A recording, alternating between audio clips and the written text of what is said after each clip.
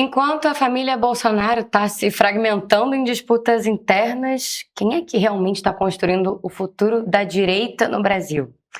Oi, esse é o seu Ponto de Partida React, eu sou Yasmin Restum e esse aqui ao meu lado é Pedro Doria.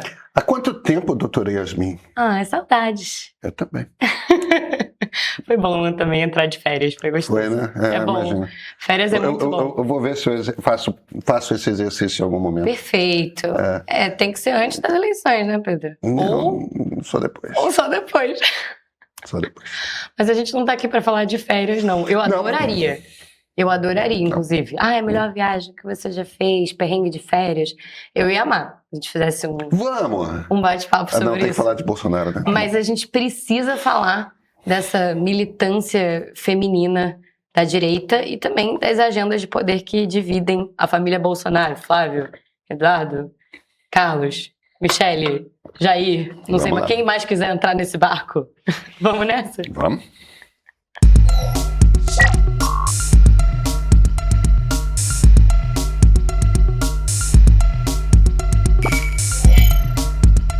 Pedro, uma coisa que me chamou a atenção também nos comentários dos pontos de partida de segunda e quarta foi a participação feminina.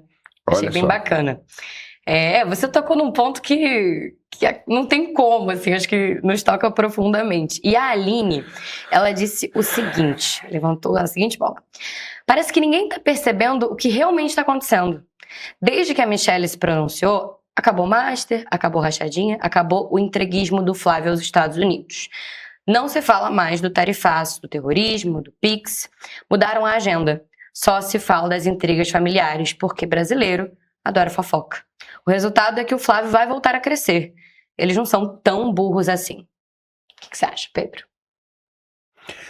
Eu não acho que seja isso que esteja acontecendo. A gente tem duas pesquisas que saíram desde então, a Nexus e a Atlas. A Atlas mostra a distância do Lula e do Flávio no segundo turno aumentando, quer dizer, Lula abrindo vantagem maior em relação ao Flávio, e a Nexus mostra essa distância fechando. Semana que vem tem uma nova leva de pesquisas, incluindo a nossa, e a gente tira a prova real para entender o que aconteceu. Existe um aumento do desinteresse a respeito de política nesse momento do ano. É assim em todo ano eleitoral, porque todo ano eleitoral coincide com Copa do Mundo, e de fato a audiência a respeito de política cai. O noticiário é muito dependente dos fatos. Então, a notícia que tem nesse momento é essa. Não tem notícia nova sobre Master. Quando vier a ter notícia nova sobre Master, aí isso vai virar o principal tema do noticiário. E tirando tudo isso do jogo, Yasmin, eu acho que a coisa mais importante é o seguinte. A gente tem que sempre entender quem são os eleitores importantes nessa eleição. E os eleitores importantes nessa eleição são aqueles que votaram no Bolsonaro em 2018 e votaram no Lula em 2022. Por quê? Porque essa margem muito estreita do eleitorado, que é uma quantidade muito pequena de pessoas, que decide, que são pessoas que realmente podem votar num ou no outro. 98% dos brasileiros, na verdade 97% dos brasileiros, já está decidido no segundo turno com o sobrenome Bolsonaro e com Lula. E é tipo metade certo vai para o Lula, metade certo vai para o Bolsonaro. Então esses 3% de eleitores, esses eleitores são os que decidem essa eleição. A maior parte são mulheres. A maior parte são mulheres evangélicas periféricas. O que a Michele pode fazer de estrago para as chances eleitorais do Flávio é muito maior do que o Master. Então, se houvesse um raciocínio para fazer aí, esse afastamento do voto feminino do Flávio é muito mais ameaçador para ele do que a coisa de corrupção. Eu sei que talvez para algumas pessoas isso pareça uma coisa absurda, inconsequente e tudo mais, mas é da natureza do eleitorado brasileiro. Pedro, agora a Alcione, ela trouxe a seguinte contribuição. Ela falou, ok, tem uma questão que vocês precisam levar em conta. A Michelle se queimou com seu próprio público. Mulheres evangélicas fazem a leitura do livro de Esther, entre ser Vaste, que virou as costas para o marido, e Esther, que buscou sabedoria com seu marido e salvou o seu povo. E ela escolheu ser Vaste. A visão é de que ela não existiria sem Jair Bolsonaro. Talvez o trabalho que ela começou continue, mas ela já se queimou. Basicamente, tem muito mais leitura para se fazer aí. Será que é isso mesmo? Eu tenho zero informação para dizer que isso tenha acontecido. Não. A gente não tem qualquer dado a respeito disso. Veja bem, a gente não sabe o que o Bolsonaro acha. A gente não sabe nem o que o Bolsonaro acha. Bolsonaro é um homem preso, que não pode se manifestar porque está preso. Uma quantidade muito pequena de pessoas tem acesso a ele. O Flávio tem, por estar cadastrado na justiça como advogado dele. A Michelle tem, porque ele está em prisão domiciliar e ela é casada com ele. Então, a gente tem a versão da Michelle, que diz que ele está sabendo de tudo. A gente tem a versão do Flávio, que diz que ele não está sabendo de nada. O meu ponto aqui é o seguinte. A gente não sabe o quanto que o Bolsonaro sabia. A gente não sabe o quanto que o Valdemar Costa Neto, presidente do PL, sabia. A gente não sabe como que o eleitorado reagiu. Vamos saber nas próximas pesquisas. É muito cedo para dizer. A gente não tem essa informação. Bom, o Fernando Pinto, ele diz assim, eu também tinha feito a leitura de que a Michelle está em grande parte aumentando o preço do apoio ao enteado. Eu não sei o que ela quer, mas não poderia ser a vice-presidência? Acho que ela pediria a vice-presidência se fizer a leitura de que há alguma chance do seu enteado / inimigo acabar aceitando.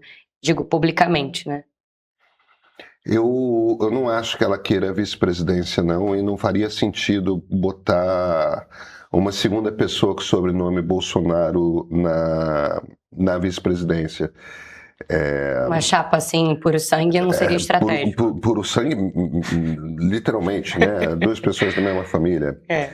É uma coisa meio Perón e Evita, né? Depois Perón e Isabelita e tal. Enfim, eu não acho que seja isso, eu acho que houve um rompimento real. Ela quer poder político. Isso não me parece que seja uma coisa muito em dúvida. Ela está construindo um trabalho muito importante. Poder político para ela é aumentar a bancada feminina de direita e se colocar como líder dessa bancada feminina de direita. Então, a vitória para ela é eleger mais deputadas federais de direita e mais senadoras de direita. E é isso que ela está falando que ela quer. E o que ela tem é um enteado tentando bloquear esse espaço para que essas candidaturas femininas ao Senado aconteçam. Ela está se movimentando para mudar isso. Eu desconfio que ela vai ganhar essa briga. Pedro, a Elizabeth, ela falou o seguinte, que o que ninguém comenta é o perigo que essas mulheres reacionárias representam. É uma babação de ovo por conta de uma mulher reacionária que luta contra direitos femininos duramente conquistados. Tem um paradoxo aqui, né, que eu acho que é muito, muito comum para quem tem uma visão progressista, talvez como a Elizabeth, ao olhar toda a manifestação e toda a luta política da Michelle Bolsonaro. Acho que pode ser importante tentar esmiuçar um pouco mais isso. Vamos lá.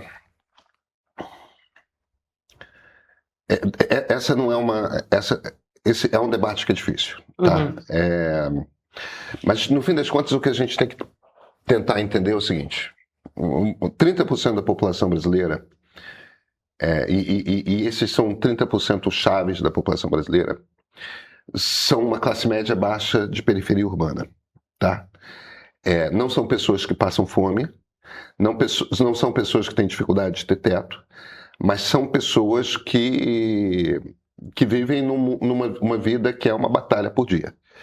Você tem que caçar um leão por dia. Uma quantidade muito grande dessas famílias, em particular de periferia urbana, são famílias com um só chefe, que é uma mulher. Porque o homem foi embora. Porque, às vezes, some mesmo, tá? Sai para comprar um cigarro, né? O famoso sai para comprar um cigarro. Ou, às vezes, não some, mas se separa e não ajuda na criação dos filhos e tudo mais. Então, você tem muito dessas famílias de chefe único, que é mulher. Nas famílias em que você tem marido e mulher e filhos, a agressão por parte do marido é uma constante, entendeu? Maridos que batem. E mesmo quando não existe violência física, você tem outras formas de violência, né? A mulher não tem muito espaço para fazer escolhas, tudo mais. Não é dessa submissão que a Michelle está falando. Pois é, eu recomendaria a todo mundo que tomasse muito cuidado com o vocabulário. Uhum. Porque as palavras... O que a classe média alta que frequenta a universidade entende de determinadas palavras não é necessariamente a mesma coisa que essas mulheres na periferia urbana querem dizer quando usam essas palavras. Uhum. Tá certo? Eu vou pedir para quem estiver me ouvindo ter paciência e fazer um exercício muito difícil, que é o exercício de se botar nos calçados dessas mulheres, tá? A gente está falando de mulheres conservadoras. A gente está falando de mulheres sinceramente religiosas, tá certo? Cristãs, quase sempre evangélicas. Se você trouxer uma pauta como a questão do aborto, por exemplo, provavelmente elas estarão num lugar muito distinto do que as mulheres de classe média que foram à universidade e são progressistas, tá? Por quê? Porque o aborto, na cabeça de muitas dessas mulheres, é um assassinato. É tirar a vida de um ser vivo. E é um debate impossível, porque, no fim das contas, é um debate eterno, que é a discussão a respeito de em que momento acontece a vida. Eu sou ateu, minha cabeça é completamente cientificista. Eu, pessoalmente, boto o início da vida no momento em que se forma o sistema nervoso central. É a partir desse momento que há sofrimento do feto. E eu tendo a olhar para o momento anterior, que é o primeiro trimestre, mais ou menos, como um amontoado de células humanas de fato, mas assim como você tira um pedaço do fígado porque você tem uma doença, você tira aquele... Mas eu entendo que essa é uma discussão muito difícil, tá? E eu não quero transformar isso aqui numa discussão a respeito do aborto. Se você encara a questão do aborto como um direito fundamental das mulheres, e se você é contra o aborto, você imediatamente é contra o direito das mulheres, é claro que a gente chega num impasse nesse debate e esse debate não vai para frente. Mas eu faria um apelo às pessoas para entender que essas mulheres da periferia urbana são seres humanos reais, com vidas difíceis. De novo, na batalha. Essas mulheres mais provavelmente conhecem mulheres que tentaram, por exemplo, abortos em clínicas de quinta, com curandeiras, etc. E que se expuseram a risco de vida real. E que viram mortes, e que viram... Ou seja, são pessoas que têm um contato com o lado duro da vida muito maior do que as mulheres de classe média alta, que quando tentam um aborto vão tentar com médico de verdade, em condições de higiene e tudo mais. Então, vamos deixar de lado a questão do aborto. A violência doméstica é um problema real para essas mulheres. Nas muitas formas que a violência doméstica toma. Desde o abandono, tipo, tem um filho e o cara vai embora. E se ausenta de qualquer responsabilidade pelos custos, inclusive, de criar não só a questão da responsabilidade afetiva, mas financeira, como a violência mesmo física, de bater, como uma questão de controlar a vida financeira. Aí o sujeito está apostando no tigrinho e aquela mulher gostaria de ter outras prioridades pro dinheiro. O ponto que eu estou fazendo aqui, Yasmin, é o seguinte. Por um lado, essas mulheres, elas pensam o feminismo a partir do que elas aprenderam na internet e elas falam, não, isso aqui é uma coisa da vida mundana, isso aqui é uma vida, isso aqui é daquelas mulheres lá que estão fumando maconha e é claro que é uma caricatura, entendeu? Mas percebam que com muita frequência as mulheres que são feministas e tudo mais também olham para a vida delas como uma caricatura, quando é uma vida muito concreta. Então a questão toda aqui é o seguinte, existe uma luta real por direitos femininos que é necessária de ser criada, que é uma luta por direitos femininos conservadora. E o que me parece que está acontecendo está começando a ser criado, eu tenho ouvido muito a Damares Alves e muito a Michelle Bolsonaro, e o que me bate no discurso que as duas fazem é que elas estão começando a criar um vocabulário para uma conversa sobre direitos femininos, de um ponto de vista religioso e conservador, que não é o mesmo vocabulário que as mulheres... do feminismo, digamos assim, que seria visto por elas dessa maneira. Entendeu? Enquanto você tem um universo aqui, em Pinheiros, ou em Ipanema, em que você tem mulheres discutindo se você está na terceira onda ou na quarta onda do feminismo, tem outras mulheres que estão tentando construir um vocabulário de debate e luta por direitos. E sim, elas vão usar termos como submissão. O que elas querem dizer não é abaixar a cabeça. Uhum. Entende? Elas estão tentando... Porque essa palavra submissão está lá na Bíblia, ou na tradução da Bíblia. Uhum. E aí você tem que reinterpretar essa palavra para... Claro, eu vou ser submissa ao meu marido.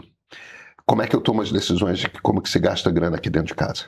Uhum. Como é que eu consigo priorizar as crianças ao tigrinho?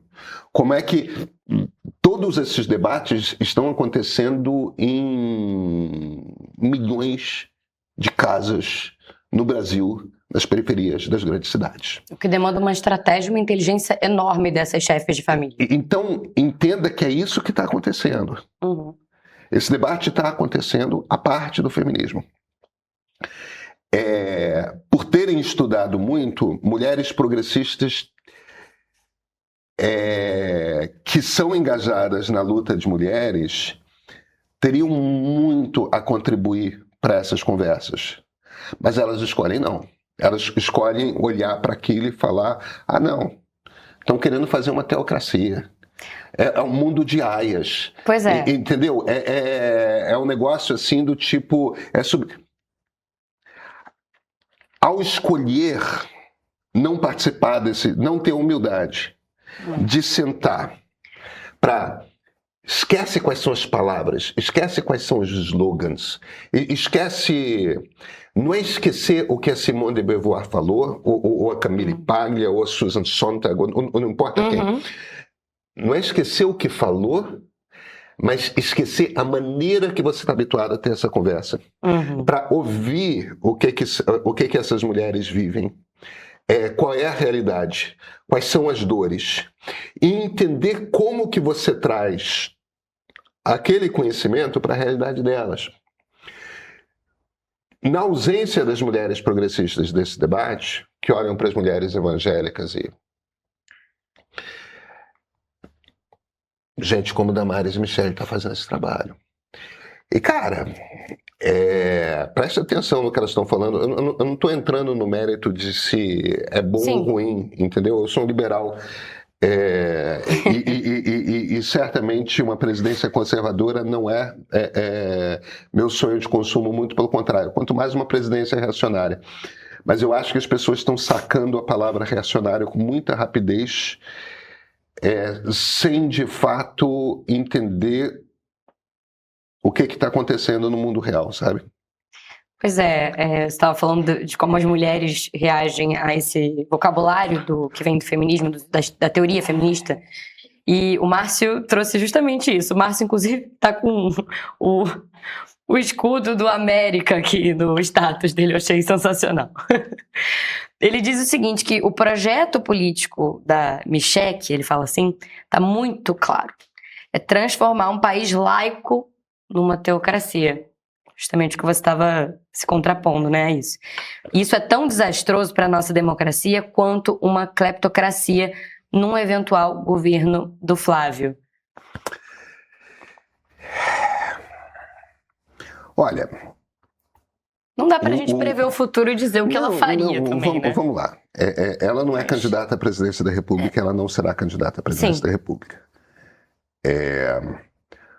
O Brasil só vira uma teocracia se houver um golpe de Estado. Entende? Porque a Constituição estabelece a República como laica. Isso posto, 1/4 da população brasileira é evangélica. Isso não vai embora. O fato do país ser laico não significa que uma bancada religiosa não possa advogar em favor das suas vontades. O que a sociedade é o que a sociedade é. Não existe maioria de evangélicos no Brasil que permitam a construção de uma teocracia. Entendeu? 3/4 da população brasileira não são evangélicos. Tá? Logo, essa realidade aqui do Márcio não é factível. E isso é partindo-se do princípio de que esses 20 e tantos % de brasileiros que são evangélicos querem uma teocracia. Eu não sei se eles querem isso. Entende? Então, eu acho que a gente tem que sair um pouco dessa fantasia de esquerda de meu Deus, vão criar uma teocracia, e olhar para o Brasil real. A gente tem um percentual da sociedade que é muito religiosa.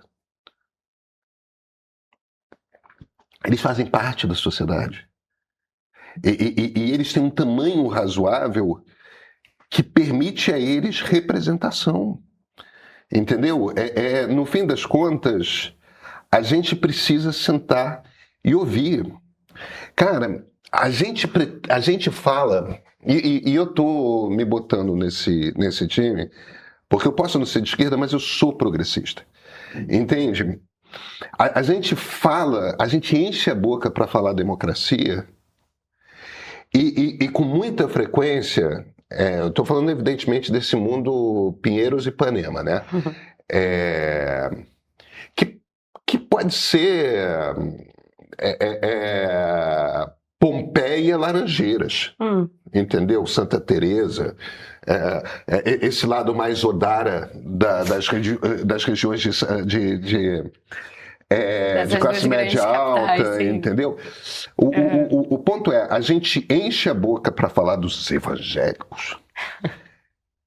E não, eu sei o que são os evangélicos, porque eu conversei com minha faxineira e ela é evangélica e... Começou mesmo. Começou de fato.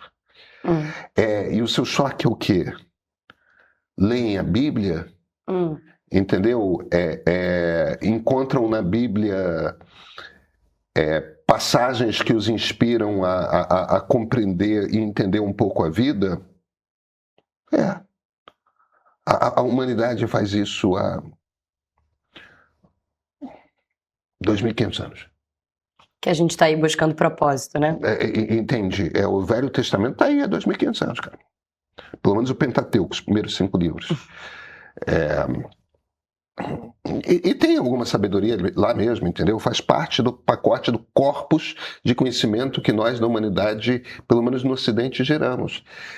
E a gente pode ter conversas. Cara, a Bíblia é um caminho de educação, é um caminho de alfabetização, é super importante.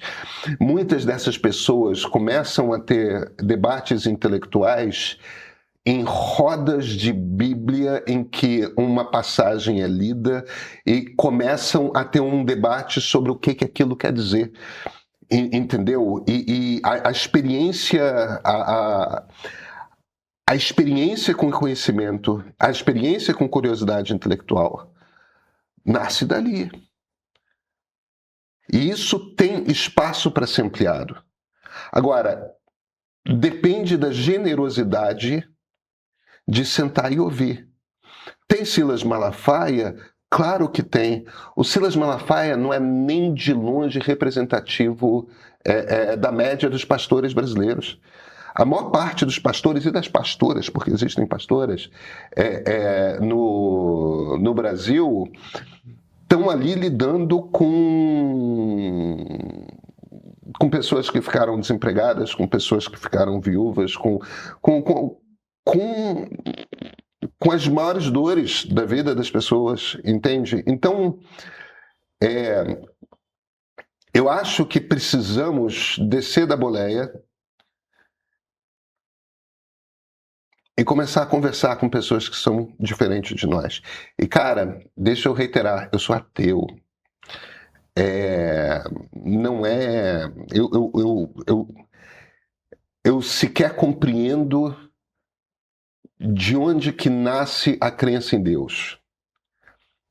Eu nunca tive esse lugar de... Para mim, o mistério está em o que faz alguém acreditar nessa entidade. Mas, de novo, a mim, alguém que tem uma experiência diferente de mim, cara, isso me desperta curiosidade e interesse. A gente precisa voltar a conversar. Democracias acontecem quando pessoas diferentes param e ouvem com generosidade umas às outras. A gente está num país em que estamos todos nos recusando a ouvir uns aos outros e cara... Está todo mundo construindo uma caricatura. A turma conservadora constrói uma caricatura de progressistas. Progressistas constroem uma caricatura de conservadores. E isso acontece fundamentalmente porque não conversamos mais. Pedro, eu confesso que tem até outras perguntas aqui interessantes pensando os caminhos da direita brasileira, mas eu acho que a gente chegou num lugar bem legal. E eu quero esperar a pesquisa Meia Ideia da semana que vem. Mas isso é um corte lacaniano, é pra isso? Pra gente repercutir mais, entender se tem espaço aí para Renan Santos, o meu Zema. Enfim, eu vou fazer esse corte lacaniano, acho que foi muito bem colocado. Eu percebi que você fez aí. Você tá liberado da sua sessão de análise. Muito obrigado, seu tempo acabou, tá bom? Até semana que vem. Você já deve ter visto, né? A publicidade de bets estampada nas transmissões da Copa, no streaming, nas grandes emissões. É por toda parte, gente. Aqui não. Nosso jornalismo não fica do lado de quem lucra em cima das suas costas. Não desse jeito. E isso só se sustenta porque tem o meio premium. Você que nos apoia e acredita que precisamos pensar política e noticiário fora da polarização. Que precisamos voltar a conversar, que nem tudo tá perdido. E olha, é o que você garante assinando o plano premium do Meio. A pesquisa Meio Ideia em primeira mão. 2 newsletters especiais. O Meio Político e edição de sábado, direto na caixa de entrada, semanalmente. Além, claro, do acervo completo de séries e documentários originais no streaming, só por R$15 por mês. Vem ser premium.